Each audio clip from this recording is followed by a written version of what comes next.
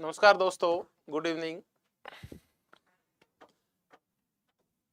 मैं आज आपसे चर्चा करने वाला हूं असिस्टेंट प्रोफेसर पॉलिटिकल साइंस। और ये वो भर्तियां हैं जो 23-24 के लिए आरपीएससी ने निकाली है। मैं आपसे राजस्थान जीके के पेपर की भी चर्चा करूंगा और मैं आपसे ये भी चर्चा करूंगा कि आपके जो मार्क्स हैं वो किस स्टैंडर्ड के हैं जो राजस्थान जीके के अंदर है। अगर आपने कुछ ऑथेंटिक आंसर की के साथ अपने आंसर मिलाए हैं और अपने टोटल मार्किंग की है उसकी चर्चा। फिर मैं आपसे चर्चा करूंगा कि आप दौड़ में है या नहीं है। आगामी 2 पेपर और हैं आपके, उनके लिए। और अगर दौड़ में है तो अगले 120 दिन में आप क्या करें, इस पे भी चर्चा करूंगा। और कैसे करें, जो जॉब में है और जो जॉब में नहीं है उन सब की मैं चर्चा करूंगा। शुरुआत करते हैं। जो 7 तारीख को आपका संडे का एग्जाम हुआ राजस्थान जीके का, जो मेरे पास उसका जो एनालिसिस आया है, लगभग मैं ज्यादा तो नहीं लेकिन प्रत्यक्ष से मैंने 60-70 लोगों से मैं मिला और लगभग 150-200 लोगों के मैंने जो मार्क्स हैं वो एनालिसिस किए हैं। तो मैं ये नहीं कहता कि मेरा एनालिसिस परफेक्ट है या मेरा एनालिसिस है वो रामबाण है या वो अंतिम है। देखिए, एनालिसिस आदमी को समय का स्वयं करना चाहिए, पहले तो वैल्यूएशन खुद करनी चाहिए। क्योंकि मेरे पास थोड़ी सूचनाएं ज्यादा है तो हो सकता है मैं आपसे कईयों से थोड़ा सा ठीक कर लूं, लेकिन परफेक्ट कुछ नहीं होता इसके अंदर। मैंने अब तक जो कलेक्शन किया है मार्क्स का, सब लोगों से बात की है, जो पुराने आरएस का दे रहे हैं, बार बार राजस्थान जी के पढ़ रहे हैं, या जो जिन्होंने नई तैयारी शुरू की है, वो सब कहाँ है, मैं इसकी चर्चा करता हूँ। देखिए, पेपर का जो स्टैंडर्ड था, जब आप पेपर को उसको पहली बार देखते हैं सरसरी नजर से बिना किसी दबाव के, तो आपको ये लगता है कि पेपर टू मच सिंपल और हरेक को इसको 35-40 स्कोर करना चाहिए। लेकिन जैसे आप इस पेपर को करने बैठते हैं और आपके ऊपर एग्जाम हॉल का प्रेशर आता है, तब आप फिर मिस्टेक्स करना शुरू कर देते हैं। कुछ सिली मिस्टेक्स हैं और कुछ क्वेश्चन आपसे फिर छूटने लगते हैं क्योंकि आप तुक्के नहीं मार सकते। तब आप देखते हैं कि ये पेपर सिंपल नहीं है, ये पेपर स्टैंडर्ड का पेपर है, बिल्कुल ही हल्का पेपर नहीं है। तो पेपर वाकई में अच्छा पेपर था। जिन्होंने धैर्यपूर्वक शांतिपूर्वक दिया है उनके मार्क्स भी अच्छे बन रहे हैं, जिनकी तैयारी ठीक थी उनके भी ठीक है। फिर भी मैं आपको कुछ कैटेगरीज बता देता हूं कि अगर आपके जो मार्क्स हैं वो किस कैटेगरीज में आ रहे हैं। देखिए, जो वेरी कर रहे हैं,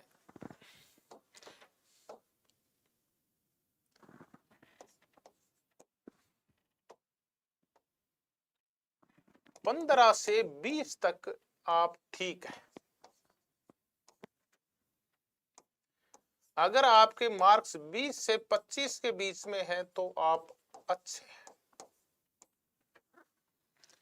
अगर आपके मार्क्स 25 से 30 के बीच में है तो आप बहुत अच्छे हैं। ये मेरी बनाई हुई कैटेगरीज है।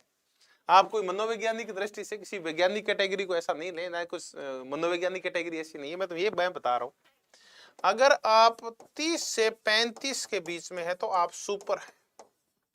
और अगर आप 35 क्रॉस करते हैं, कहीं भी जाते हैं, तो आप राजस्थान के टॉप 50 में, चाहे आप किसी भी सब्जेक्ट के, 2000 पोस्ट है, आप टॉप 50 में अगर आप 35 क्रॉस कर रहे हैं, यानी आप सुपर्ब हैं 35 क्रॉस वाले। और 40 है वो बिरले हैं, 40 क्रॉस बिरले हैं, 1 2 3। जैसे जैसे ऑथेंटिक की आती जाएगी आप देखेंगे कुछ के मार्क्स कम हो जाएंगे। तो सच बोल रहे हैं वो शायद ही कोई 40 से कोई 8-10 ऐसे दोस्त होंगे जो इसको क्रॉस कर रहे हैं। तो ये तो 40 क्रॉस करना, तो मैं ये नहीं कह रहा असंभव नहीं है, कुछ भी कर रहे हैं, कई क्रॉस कर रहे हैं। 1-2 मेरे भी परिचित है, उन्होंने क्रॉस किया है, लेकिन वो है 1-2, या अगर टोटल है उनके कोई 10-20 होंगे। ये वाला है, ये स्टैंडर्ड है। तो इसका तात्पर्य ये निकला कि फिर अच्छा स्कोर क्या है। अच्छा स्कोर है जो 25 के आसपास बैठा है। 25 से आपके 1-2 कम है, 25 से 1-2 आपके ज्यादा है, ये बेटर स्कोर है।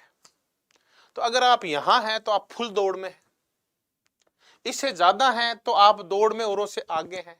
अगर इससे पीछे है तो तब आपको थोड़ा सा सब्जेक्ट में और तेज दौड़ना होगा। दौड़ छोड़नी तो है ही नहीं अपने को, ये चर्चाएं तो अपनी पहले भी कई बार हुई है।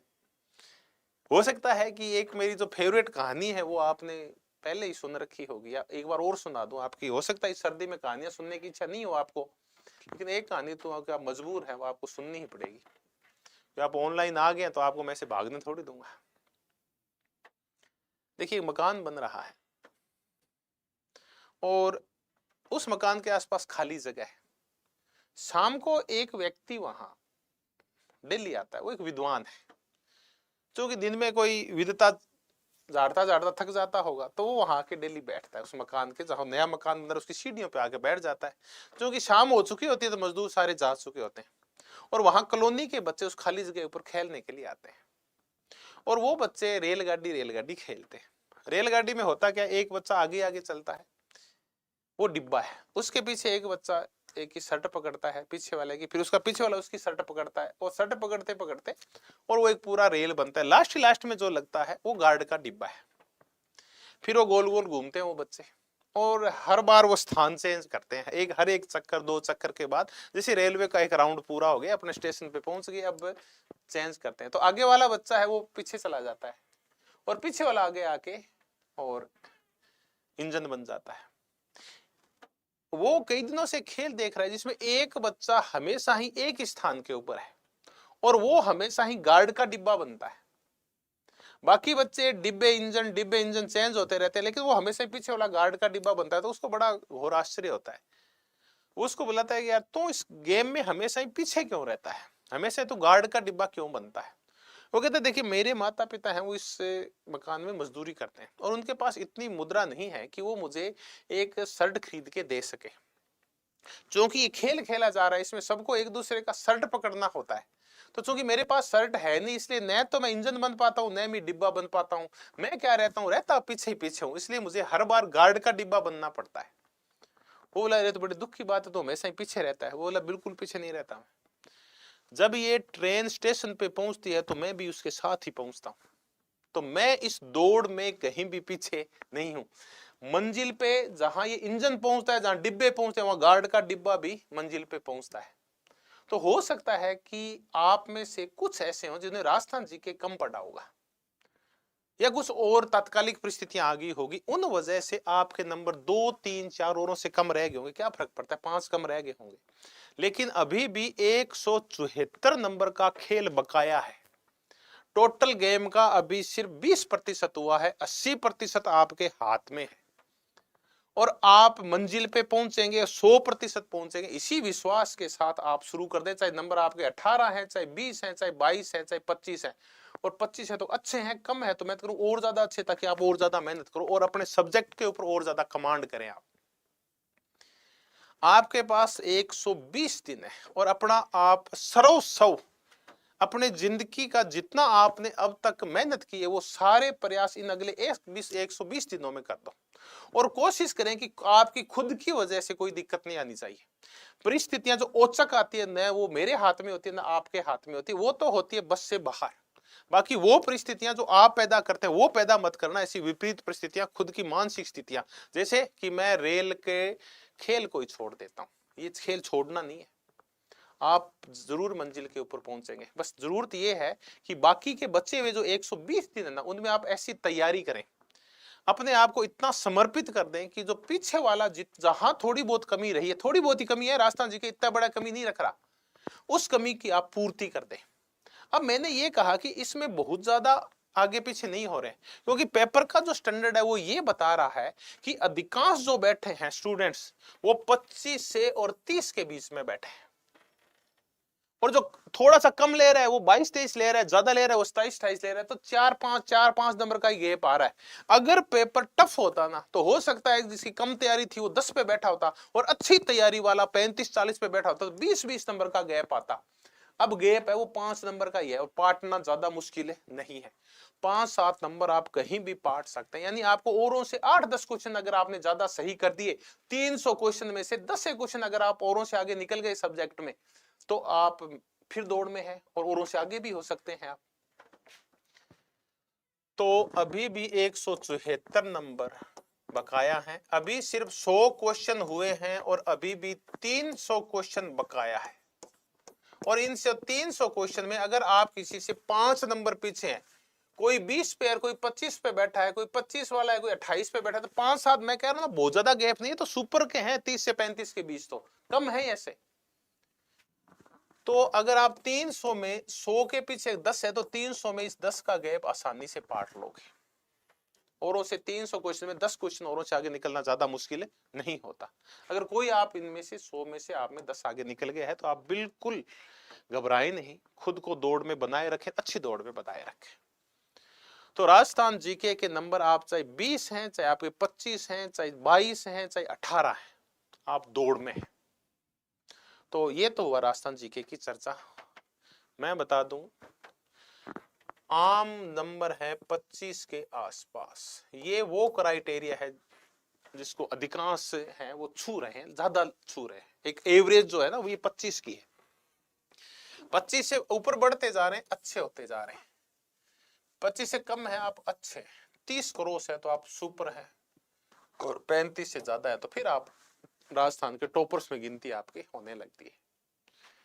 तो ये तो मैंने राजस्थान जीके का मेरा एनालिसिस है। हो सकता है कुछ मेरे और दोस्त और किसी प्रकार से इसको करें, आप खुद अपने हिसाब से भी देख लें, लेकिन एनालिसिस कोई सा भी हो, आपको हार नहीं माननी है। अब आ गया आगामी 120 दिन में हम क्या करें। तो देखिए, मैं आपसे जिस सब्जेक्ट का उसी की चर्चा करूंगा। मैं राजनीति विज्ञान ही पढ़ता रहता हूं, और थोड़ा बहुत जितना मुझे आता है मैं आपको पढ़ाता भी रहता हूं। 120 दिन एक पर्याप्त समय है।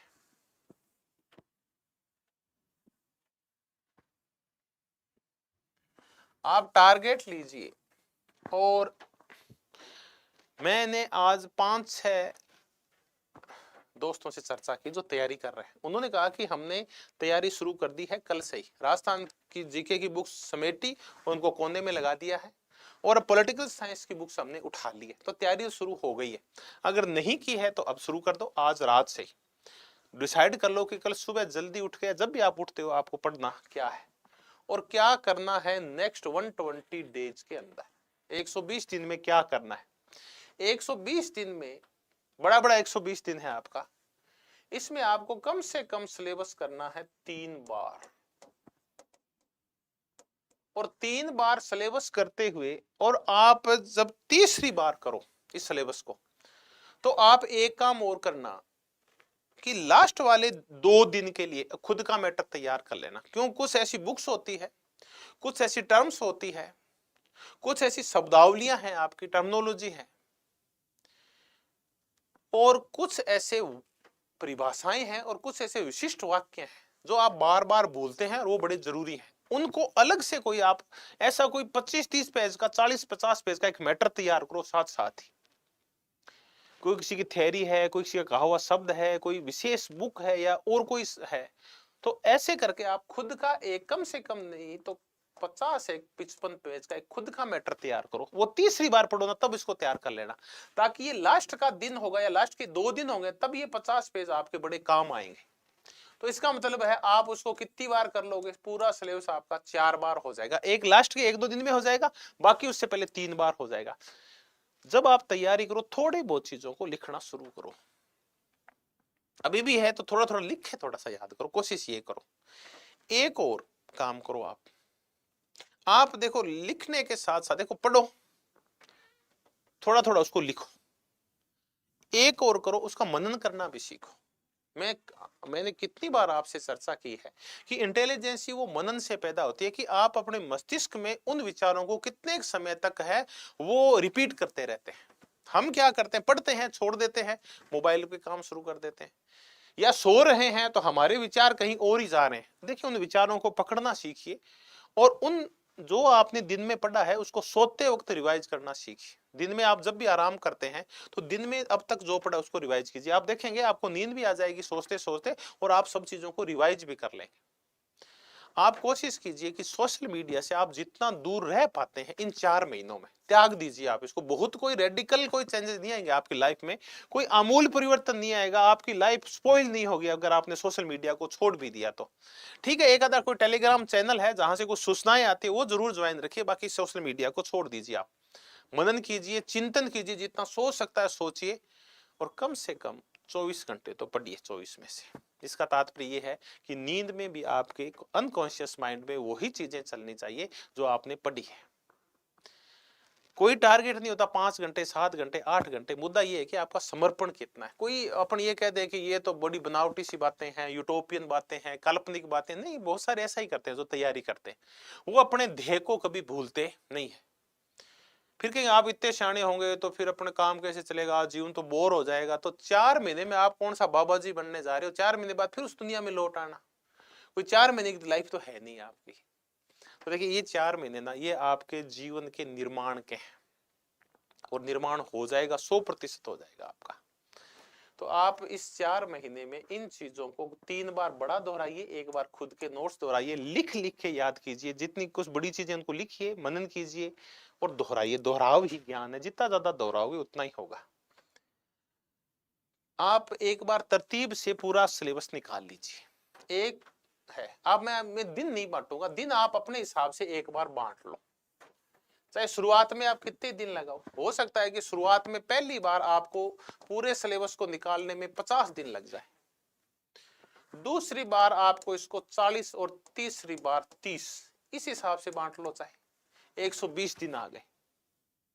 लेकिन एक बार पूरा सिलेबस निकालिए आप, ताकि एक बार जब पूरा सिलेबस निकल जाएगा ना, आपको पूरा कॉन्फिडेंस आ जाएगा कि एक बार मेरा सिलेबस हो गया। ये कॉन्फिडेंस है ना, आपको और तेजी से दोबारा काम करने के लिए प्रेरित करेगा। अगर एक बार पूरा सिलेबस नहीं निकला और कुछ सिलेबस 2 बार निकल गया और कुछ बार एक बार ही निकला कोई यूनिट, तो आप डिमोरलाइज हो जाओगे। इससे अच्छा है कि एक बार 10 की 10 यूनिट आप एक बार निकाल लो, फिर कॉन्फिडेंस आ जाएगा आप में। यूनिट निकालते आपको पता चल जाएगा कि आपकी कौन सी यूनिट्स है वो कमजोर है, तो आप उसके बाद अगले 40 दिन में उन पे थोड़ा ज्यादा ध्यान दे लो जो कमजोर है, और जो अच्छी है उनके ऊपर थोड़ा कम ध्यान दे लो। तीसरी बार में जो कमजोर है उनके ऊपर ध्यान दे लो, अच्छी उनको थोड़ा छोड़ भी दो चाहे। तो ये ऐसे करके आप 50, 40 और 30 दिन की एक स्ट्रेटेजी बनाइए, एक पूरी व्यू रचना तैयार कीजिए आप, और इस व्यू रचना के अकॉर्डिंग पूरे सिलेबस का उसी हिसाब से वितरण कर लीजिए, यूनिट्स को उसी हिसाब से बांट लीजिए, बुक्स को बांट लीजिए, नोट्स को बांट लीजिए। अब आया कि इस दौरान हम क्या क्या सामग्री पढ़े। अब आ गया सामग्री का मुद्दा। सबसे बड़ा मुद्दा बस यही है कि हम कौन सी सामग्री पढ़े। देखिए अब चूंकि आप कॉलेज लेक्चर की तैयारी कर रहे हैं, तो अगर मैं आपको सामग्री बताता हूं तो आप मेरे बराबर के ही हैं। आपको क्या बताएं, देखो आपको बुक्स तो पढ़नी पड़ेगी, हालांकि आपने खूब पढ़ रखी है, वो दोबारा पढ़ोगे ज्यादा टाइम नहीं लगेगा। फिर भी है ना, हर एक सब्जेक्ट की एक दो बुक्स तो पढ़ो। आप ऐसे अधिकांश यही कहते हैं कि क्या नोट्स पर्याप्त रहते हैं क्या? देखिए नोट्स पर्याप्त नहीं रहते, ये तब पर्याप्त रहते हैं जब आप उसमें खुद का कुछ ऐड कर लेते हैं। कुछ बुक्स आपने जो और पढ़ी है वो ऐड कर लेते हैं, आपकी समझ जब विकसित हो जाती है ना, तो नोट्स होते हैं पर्याप्त। लेकिन अकेले नोट्स तब तक पर्याप्त नहीं है जब तक कि आपकी समझ विकसित नहीं है, क्योंकि तो फैक्ट्स हैं, निरे फैक्ट्स हैं, वो क्या काम के आपके? कोई काम के नहीं है। आप 1000 बार पढ़ लो चाहे वो आपके काम की नहीं आएंगे कोई, आप एग्जाम टाइम में उनको भूल जाओगे। वो तभी याद रहेंगे जब आप उनकी थोड़ी सी डिटेल स्टडी करोगे। तो कम से कम एक बार आप बुक्स को पढ़िए अच्छी तरह से, दोबारा उसको सरसरी नजर से जल्दी से निकाल दीजिए। तो ऐसी 4-5 तो बुक्स निकालनी है अपने को, और आपने वो पहले ही कई बार निकाल रखी है, तो आपको जोर नहीं आएगा। अधिकांश ने उसका अंडरलाइन कर रखा है या उसके नोट्स बना रखे हैं, तो ये कर रखा आपने। कोशिश तो ये की गई अपने नोट्स में अधिकांश बुक्स हैं। फिर भी देखिए हर चीज नोट्स में नहीं आती, हर चीज नोट्स में आएगी तो नोट्स है ना वो कोई 10-1000 पेज के हो जाएंगे, तो ऐसा फिर वो नोट्स ही किस काम के। तो नोट्स वैसे ही लंबे चौड़े हैं, लेकिन थोड़ा सा बुक्स तो आप पढ़े। आप क्या पढ़े, फिर थोड़ी सी चर्चा कर लेते हैं। देखिए आप कम से कम एक थिंकर्स की बुक्स तो पढ़िए।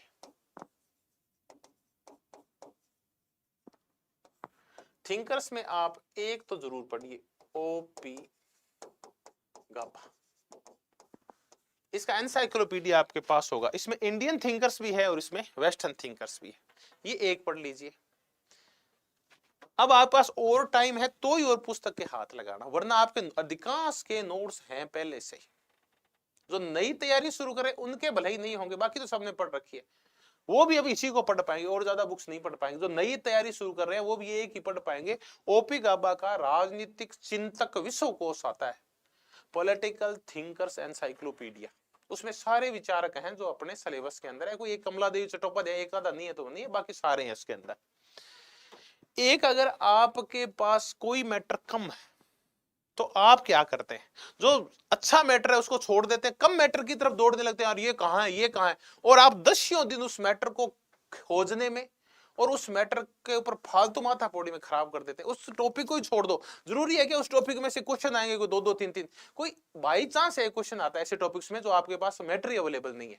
अधिकांश का मैटर तो है आपके पास 99.99% मैटर आपके पास है, फिर भी अगर 0.1% मैटर नहीं है तो आप क्या करते हैं, आप अपना अधिक 10% टाइम उस 0.01 के लिए खर्च करते हैं। ऐसी गलती मत करना। तो इसके अच्छा है कि जो अवेलेबल मैटर है ना उसी के ऊपर और ज्यादा फोकस करो, उसको बार बार करो ताकि उसमें से गलतियां नहीं हो आपसे। तो आप थिंकर्स में तो ओपी गाबा, इंडियन वेस्टर्न एक बार निकाल लें। उसके बाद आ गई थियरी। थियरी में राजनीतिक सिद्धांतों की रूपरेखा ओपी गाबा, और दूसरी एक पुस्तक आप निकाल लें इसके अंदर, वो है राजीव भार्गव की राजनीतिक सिद्धांतों की, राजीव भार्गव। उस पुस्तक आपने पहले पढ़ रखी है वो ठीक है, अब ये दो थियरी में ये निकाल लें। अब एंड्रू हेड वगैरह वो नोट्स में भी है, आपने पहले भी पढ़ रखी है, तो ठीक है थियरी में ये दो निकाल लें। अब आ गई कंपैरेटिव। कंपैरेटिव में आप कोई सी एक बुक्स कर लो, सुशीला रामास्वामी आती है इंग्लिश में, वो लगभग अपने नोट्स में है, जितनी कोशिश की गई है मुझे समझ में आया जितना वो मैंने डाला है।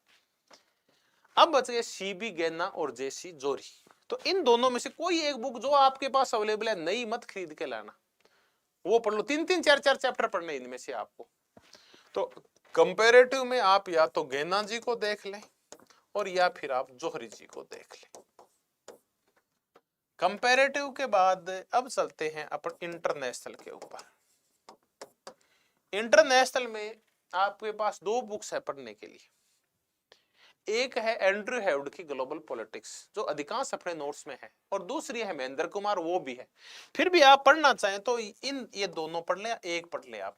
एक है ग्लोबल पॉलिटिक्स एंड्रू हेड की,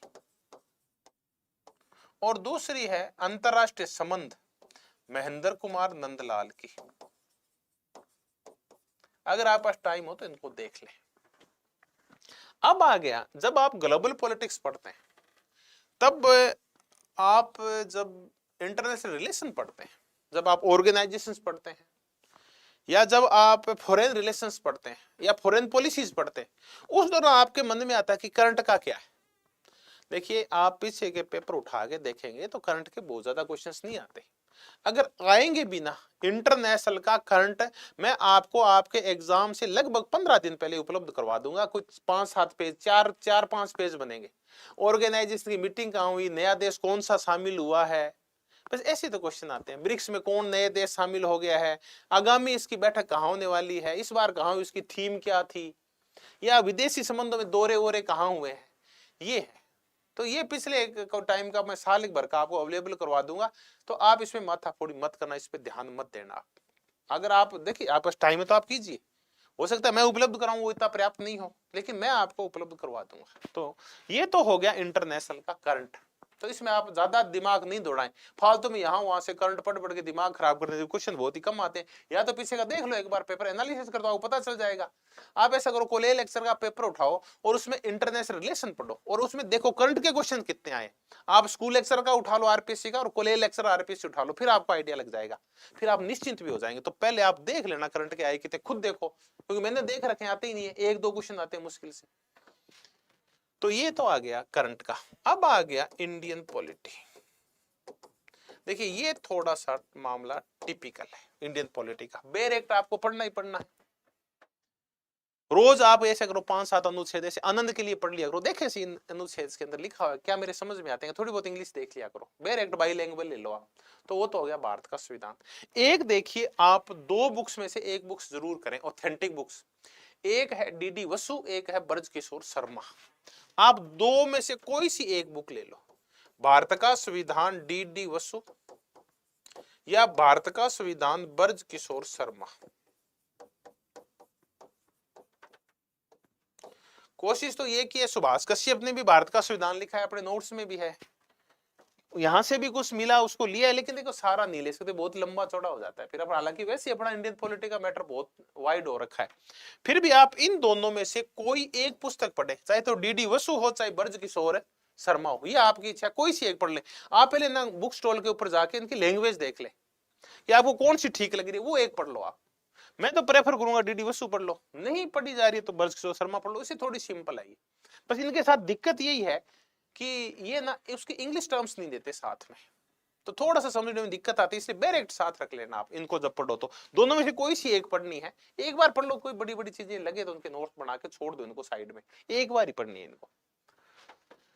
अब आ गया कि इंडियन पॉलिटिक्स का जो बाकी का पार्ट है, बिहेवियरल पार्ट है, देखिए उसके लिए माथापौड़ी की जरूरत नहीं है, जितना मैटर है उतना पर्याप्त है आपके पास जो नोट्स के अंदर है। इसके लिए कोई एक ऐसी स्पेशल बुक नहीं आती जो सारी चीजों को कवर करती है।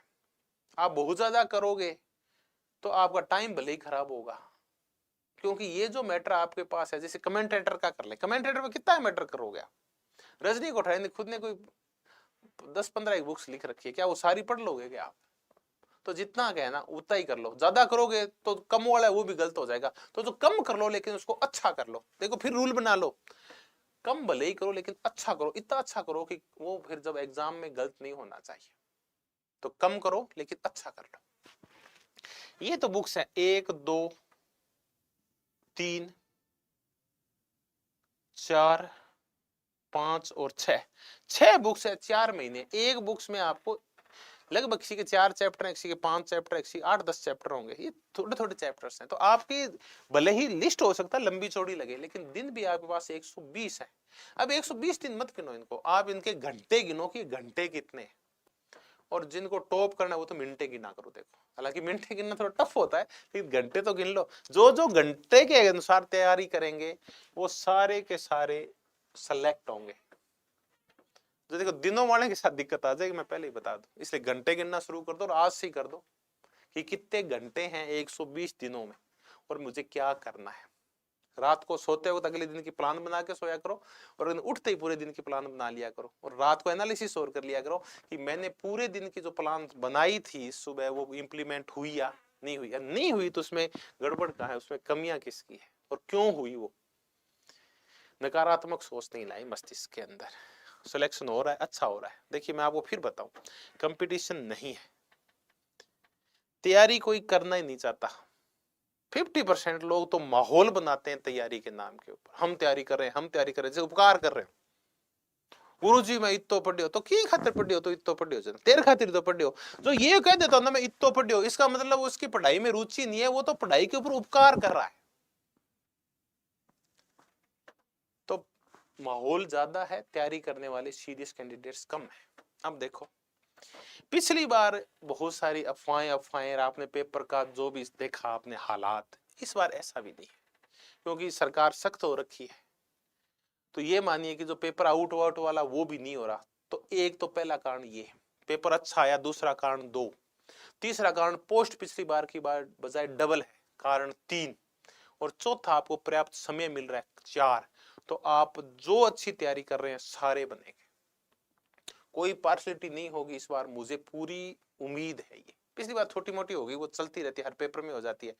आरपीएससी के अंदर ही जब कुछ गड़बड़ होगी तो आप उस कर भी नहीं सकते, संस्थान के अंदर की गड़बड़ का आप क्या कर लो। तो इस बार ऐसा कुछ नहीं हो रहा है, तो इसका मतलब आप बिना संस्थान की कमियों के ऊपर ध्यान दिए कि आरपीएससी क्या कर रही है, बाहर क्या हो रहा है, नहीं कुछ नहीं हो रहा, सबको टोटल चीजें फेयर है।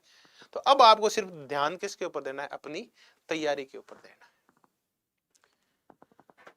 तो मैं फिर कह रहा हूं कि इस बार तैयारी करने वालों के लिए मौके पिछली बार की बजाय ज्यादा है। बिल्कुल नहीं घबराएं आप, पूरे कॉन्फिडेंस में रहें कि इस बार मेरा सिलेक्शन होगा, तो आप 100% सिलेक्शन लेके जाएंगे। अब जिस मुद्दे के ऊपर मैं अगली चर्चा करूंगा, ये तो होगी बुक्स और आप अगले 120 दिन में क्या करने वाले हैं, 50 40 और 30 दिन की जो स्ट्रेटेजी है, खुद 50 पेज 60 100 पेज खुद तैयार करने वाले हैं, वो सारी चर्चाएं हो गई। अब जो अगली चर्चाएं मैं करूंगा वो करूंगा कि जो जॉब में है वो क्या करें, क्योंकि अधिकांश साथी वो हैं जो पहले से ही कहाँ है, वो जॉब में है, या तो स्कूल लेक्चरर है, या वो ग्रेड 2 में है, या वो ग्रेड 3 में है, या कोई और कोई नौकरी कर रहे हैं। ऐसे बहुत सारे साथी हैं। वो क्या करें, उनकी चर्चा करते हैं कि वो क्या करें। देखिए, छुट्टी लिए बगैर और कोई चारा है ही नहीं आपके पास, और छुट्टी वही लेगा जिसको खुद पे कॉन्फिडेंस होगा। जिस भाई ने ये जोड़ लिया कि मैंने छुट्टी ली 1 महीने की, मुझे नुकसान हुआ 15 पीएल का और 15 सीएल का, वो तो छुट्टी लेना भी मत और वो तैयारी भी मत करना। आप खुद मानिए कि अगर दिन में आप 2-3 घंटे भी डिस्टर्ब होते हैं तो आपका पूरा दिन डिस्टर्ब होता है, जबकि आपको अगले 120 दिन में 1 घंटा भी डिस्टर्ब नहीं करना है। तो आप कोशिश करें कि आप छुट्टी लें। तो मैं उन दोस्तों से चर्चा कर रहा हूं जो ऑलरेडी कहां है, जॉब में है। तो जो जॉब में है वो जनवरी में छुट्टी नहीं लेंगे, विशेष करके जो एजुकेशन डिपार्टमेंट में, वो जनवरी में कोई छुट्टी नहीं लेंगे, क्योंकि जनवरी में नेक्स्ट वीक तो आपके 2 दिन का तो आ रहा है, शिक्षक दिवस वाली छुट्टी आ रही है, 1 दिन अयोध्या वाली छुट्टी आ रही है, 1 दिन संडे आ रहा है, 1-2 छुट्टियां गुरु नानक जयंती है वो कौन सी वो आ रही है। तो ऐसे करके 7-8 दिन की तो वैसी लगातार छुट्टियां आ रही है, फिर 26 जनवरी आ जाएगी। तो ये जो महीना है ये तो आप जाए अपने अपने संस्थानों में। अब जैसे ही आती है फरवरी, 1 फरवरी, तब से आप क्या ले लें, आप छुट्टियां ले लें। कलाम एकेडमी आपकी क्या सहायता कर सकती है, कलाम एकेडमी से जुड़ के मैं आपकी क्या सहायता कर सकता हूं, इस मुद्दे के ऊपर आते हैं। आपने खूब साथ दिया, मैं आप खूब दोस्त मेरे से जुड़े हुए हैं, तो मैं ये चाहता हूं कि अगले 4 महीने तक भी अपना जुड़ाव निरंतर रहे। पिछले 2-2.5 महीने तो मैंने इसलिए आपसे जुड़ाव नहीं रखा क्योंकि आप पेपर 3rd पे लगे हुए थे। अब मैं आपसे जुड़ाव रखूंगा, आपको फिर जोड़ूंगा राजनीति विज्ञान के साथ। और हमने ये निश्चय किया है कि अब टेस्ट सीरीज शुरू होगी, और टेस्ट सीरीज ये है 3.0, 1.0 और 2.0 पहले हो चुकी है, 25-30 एक पेपर आपके पहले लिए जा चुके हैं। अब आपके 18 पेपर और होंगे। अब 18 पेपर होंगे कैसे, मैं वो बता देता हूं। 18 पेपर में जैसे आपका पहले माइनर टेस्ट होगा, 21 तारीख से शुरू होंगे ये। 21 तारीख को पहला टेस्ट है आपका वेस्टर्न पॉलिटिकल थिंकर्स का, इसको हम माइनर कह रहे हैं। अगला टेस्ट है ठीक 7 दिन बाद, दूसरा टेस्ट है 28 जनवरी का, और तीसरा टेस्ट है 4 फरवरी का। ये हमने यूनिट वाइज टेस्ट किए हैं, western thinker, Indian thinker, political theory first paper की, पॉलिटिकल थ्योरी सेकंड पेपर की, फिर कंपैरेटिव, ऐसे करके, और हमने माइनर टेस्ट, फिर जैसे 3 माइनर टेस्ट हो गए आपके, फिर उसके बाद इन तीनों को मिला के एक टेस्ट होगा, ताकि आप रिवाइज कर ले 1 हफ्ते में। पहले 1 हफ्ते आप ये पढ़े, फिर 1 हफ्ते ये पढ़े, 1 हफ्ते ये पढ़े। इसका तात्पर्य है कि आप एक हफ्ते में वेस्टर्न थिंकर पढ़ लो, 1 में इंडियन पढ़ लो 1 हफ्ते, और 1 हफ्ते में आप पढ़ लो पॉलिटिकल थ्योरी फर्स्ट पेपर की। अब ये 3 बार आपने एक बार 1 हफ्ते पढ़ लिया। अब चौथे हफ्ते में आप क्या करो, उन तीनों को पढ़ के आओ एक साथ, तो ये आपका रिवाइज भी हो जाएगा, तो फिर एक मेजर टेस्ट होगा। ऐसे करके हमने माइनर और मेजर टेस्ट रखे हैं, ताकि आपकी तैयारी को वैज्ञानिक रूप से धार दी जा सके। तो माइनर और मेजर ये टेस्ट हैं आपके, और इन टेस्ट की संख्या ये है कि 10 यूनिट है, तो 10 तो आपके माइनर है। हर 2 या 3 के बाद एक मेजर होगा जो उन सबको मिला के होगा पीछे वालों को, तो ये मेजर टेस्ट है, ये 4 है। उसके बाद हमने 4 फुल टेस्ट रखे, यानी वो फुल सिलेबस के होंगे, वो लास्ट में होंगे। तो ऐसे कुल मिला के और 18 पेपर रखे गए, और कोशिश की गई है कि आपका सिलेबस कितनी बार कवर हम करवा देंगे, 3 बार। अब आ गया, क्या आप हमारे साथ चलो क्या। देखें, ये तो उसका खाका है, इसका एक अगला खाका ये वाला है, देख लीजिए। आप कोई फोटो खींचना चाहो फोटो खींच लो, वरना थोड़ी देर में हम टेलीग्राम पे इसको डाल देंगे, और आपको पूरा शेड्यूल मिल जाएगा टेलीग्राम के ऊपर अगले 120 दिन का, 18 सप्ताह का आपको पूरा प्रोग्राम मिल जाएगा। और इस प्रकार का प्रोग्राम है। लास्ट में जो फाइनल टेस्ट है वो एक है 28 अप्रैल को, एक है 5 मई को, यानी 11 दिन पहले हम आपको बिल्कुल फ्री कर देंगे 3 बार सिलेबस करवा के। और ये है आएगा कहां, तो इस आप जब आप मेरे टेलीग्राम चैनल के ऊपर political science with doctor Beniwal या कलाम एकेडमी शिखर के टेलीग्राम चैनल पे जाएंगे, तो आपको वहां ये पूरा मैटर मिल जाएगा। आपको मैटर मींस आपको अगले 120 दिन की प्लानिंग मिल जाएगी विद बुक्स। उसमें आपको क्या क्या करना है, उसमें हमने बुक्स लगाई है, जो कलाम एकेडमी ने और मैंने मिलकर जो नोट्स तैयार किए हैं वो हैं। वो आपके पास अधिकांश अवेलेबल है। उसके बाद आपके पास ओल्ड पेपर्स हैं। ओल्ड पेपर्स आपको जरूर निकालने। कौन से ओल्ड पेपर्स? जो आरपीसी ने लिए हैं, या J&K में हुए हैं, उत्तराखंड में हुए हैं, या फिर हरियाणा में हुए हैं, पंजाब में हुए हैं। ये सारे के सारे कलाम अकेडमी का जो ऐप है, अगर आपने इसका ऐप ले रखा है असिस्टेंट प्रोफेसर का, तो उसके ऊपर सारे ओल्ड पेपर, सारे पीएससी के अवेलेबल है, यहां तक कि ओल्ड नेट पेपर्स भी अवेलेबल है। तो आप 2019 से लेके 2023 के नेट के ओल्ड पेपर्स जरूर निकाल के जाएं। आरपीएससी के स्कूल लेक्चर, कॉलेज लेक्चर के ओल्ड पेपर्स जरूर निकाल के जाएं। और उसके बाद जितने भी पीएससी के उपलब्ध हैं आपको, वो जरूर ओल्ड पेपर्स जरूर निकालें। आप नोट्स देख लें, बुक्स देख लें। ये जो टेस्ट सीरीज आएगी, ये इन तीनों को समेटेगी, ओल्ड पेपर्स को समेटेगी, नोट्स को समेटेगी और बुक्स को समेटेगी।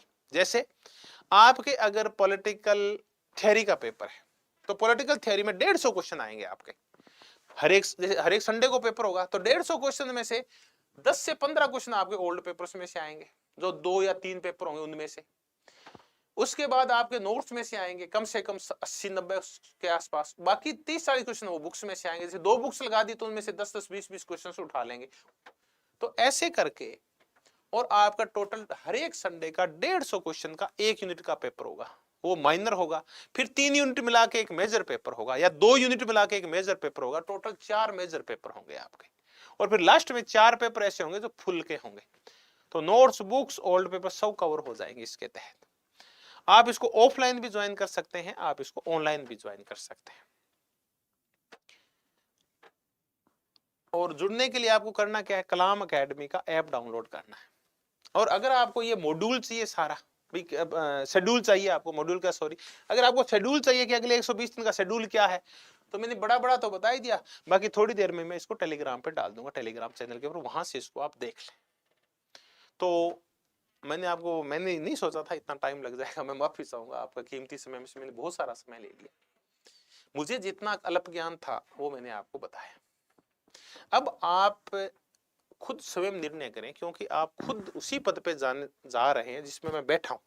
बस फर्क ये है कि मैं थोड़ा सा पहले आ गया इस पद पे, आप 6 महीने बाद आने वाले हैं। बाकी आपकी और मेरी इंटेलिजेंसी में, या सोचने समझने की क्षमता में, या चिंतन मनन में कोई अंतर नहीं है। हो सकता है आप में से अधिकांश ऐसे हों जो विभिन्न मामलों में मेरे से आगे हों। तो आप खुद का एनालिसिस खुद करें, आपको क्या करना है, कैसे करना है, कौन सी बुक्स पढ़नी है, आपकी क्षमताएं क्या है। ये तो आप खुद अपने बारे में ज्यादा जानते हैं, मैं आप सबके बारे में थोड़ी जानता हूं। आपका विशिष्ट मनोविज्ञान है, विशिष्ट तैयारी के तरीका है, आपका विशिष्ट ज्ञान है। तो आप अपने हिसाब से ज्यादा कोशिश करें, खुद के निर्णय आप स्वयं करना सीखें। मैं तो आपको बड़ा बड़ा गाइड कर सकता हूं, 1%, 99% निर्णय आपको करने।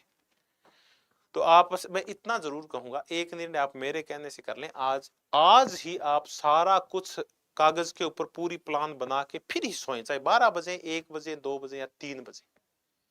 आज का दिन अत्यंत कीमती और महत्वपूर्ण दिन है, और आज के दिन आपकी सफलता का नींव रखने का दिन है। अब मैं बहुत ज्यादा समय नहीं लूंगा, देखिए मेरे भी परिवार है, बाल बच्चे वाले हैं, और ज्यादा समय लिया तो या तो वो चले जाएंगे, और आप तो वैसे जाने की सोच ही रहे हैं। तो ठीक है, अपन मिलते रहेंगे। जब भी मुझे ये लगा कि आपसे बात करने की आवश्यकता है, तो मैं आपसे बात करने आऊंगा। तो थोड़ा सा मेरी झिझक ये रहती है कि क्या तो बात करें डेली, क्या ऑनलाइन आना और क्या आपसे बातें करना। आप इतने खुद समझदार हैं, फिर भी अगर जहां जहां मेरी आवश्यकता होगी, मैं हर समय आपके लिए तैयार हूं। एक मैं छोटी सी ये माफी मांगूंगा कि पिछले 2-3 दिन में मेरे पास लगभग 150-200 फोन आए हैं जो पेंडिंग है। तो मेरी क्या खुद की क्षमताएं हैं, क्लास में जाना, कॉलेज है, नोट्स भी हैं, पेपर्स भी हैं, ऑनलाइन क्लासेस जैसे आपसे चर्चा करनी है, इसके बारे में भी सोचना है, घर परिवार को भी टाइम देना है। तो आप ये नहीं सोचें कि मैं ना इतना ज्यादा वो हाइप क्रिएट कर गया हूं, या मैं कोई इलीट्स में आ गया हूं, या मैं कोई अहमवादी हो गया हूं, इगोइस्टिक हो गया हूं। टाइम मैनेज नहीं हो रहा, 5-6 घंटे सोता हूं, उसके बावजूद भी ये सारी चीजें मैनेज नहीं होती। तो अगर मैं किसी का फोन पिक नहीं कर पाया हूं, तो उसके लिए मैं हार्टली सॉरी चाहता हूं। जब भी मुझे टाइम मिलेगा, मैं आपको अपने आप रिकॉल कर लूंगा। तो आपका जो मेरे प्रति स्नेह है ना, वही प्रेरित करता है आपको फोन करने के लिए। जब मैं उठा नहीं पाता तो आप मुझसे नाराज हो जाते हैं कि पता नहीं है कि इसका ईगो है वो ज्यादा हो गया, फलाना दी हो गया। ऐसा कुछ नहीं है, तो थोड़ा सा आप दोस्तों की वजह से मेरा दायरा व्यापक हो गया, तो मैं सबको है ना पर्याप्त समय नहीं दे पाता। कई बार तो मेरे परिवार की भी यही शिकायत है, तो छोटी छोटी शिकायतें आपसे भी आना शुरू हो गई है। तो इसके लिए मैं आपसे करबद्ध माफी चाहता हूँ। जैसे मुझे टाइम मिलेगा मैं आपसे बात और कर लूंगा, आपको मैं फोन वापस कर लूंगा जिनके मेरे पास फोन आए। हार्टली थैंक्स कि आपने कम से कम मुझे आधा पौन घंटा दिया है। उम्मीद है कि आपका मेरे प्रति जो प्रेम है, जो भाईचारा है, बंधुत्व है, लगाव है, वो ऐसा ही बना रहेगा। मैं आपके साथ हमेशा तैयार हूँ, हर एक परिस्थिति में तैयार हूँ। जिसको भी जैसी भी जरूरत हो आप मुझे कॉल करें या जैसा भी आप संपर्क करके कोशिश कर ले, मैं आपकी हर तरीके से सहायता करने के लिए तैयार हूँ। किसी के पास नोट्स नहीं है, किसी की कोई भी दिक्कत है, आप मुझे बताएं। व्यक्तिगत समस्या है उनका लगा समाधान तो आप कर ही लेते, इतने बड़े हो गए, फिर भी अगर आपसे नहीं हो पा रहा है कुछ तो आप मुझे बताएं। कलाम एकेडमी और मैं हमेशा आपके लिए तैयार है, 24 घंटे तैयार है। धन्यवाद, बहुत बहुत धन्यवाद। Thank you very much. शुभ रात्रि, गुड नाइट। प्लान बना के सोना है, ध्यान रखना अगले 120 दिन में करना क्या है।